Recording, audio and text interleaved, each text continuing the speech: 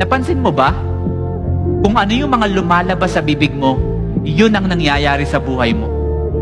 Pag lagi mong sinasabi wala kang pag-asa, wala ka talagang pag-asa.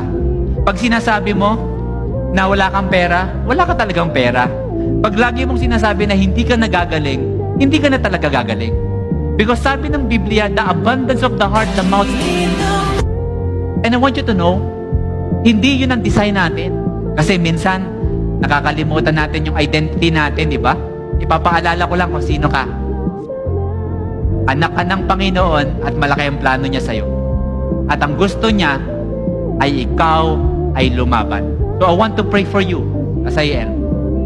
Sa mga tao dito na feeling mo lagi you are defeated or feeling mo na parang wala kang pag-asa sa buhay, I want you to know, nagkamali ka man minsan, that is not your identity.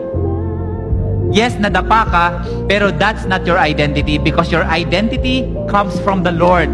At ang gusto niya ay ikaw ay lumaban.